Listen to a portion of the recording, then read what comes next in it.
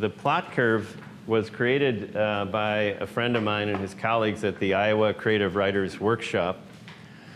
And for me, it's one of the most powerful ways to look at films because it actually comes from Aristotle's observations about drama. With poetics and other discourses, Aristotle was watching the great Greek tragedies and great Greek comedies, and he wasn't breaking down the content of what was happening. It's one of my past life incarnations. I was Aristotle's secretary. He was, right, Buffy? So he was watching the audience, and he was saying, well, what is it that is keeping the audience interested while they're watching?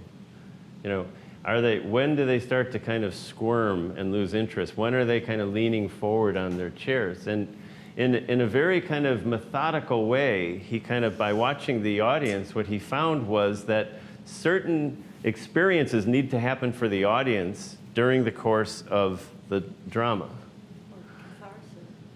Eventually getting to a catharsis, right. Bless you. So we're going to go through this in more detail, but all of it to say that this is not like the other maps, it's not the other models, it's not a map to follow. This is after you've created a draft of a screenplay or after you've kind of shot your documentary film. It's a way to look at it and start to organize it.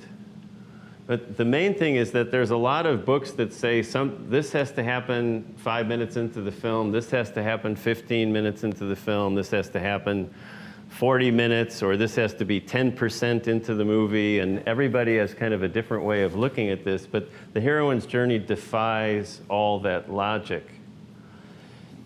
But what we do find is that these kind of terms like catalyst, threshold crisis, core crisis, catastrophe, and climax, it's not that they have to happen at a certain time, but it's that they have to happen.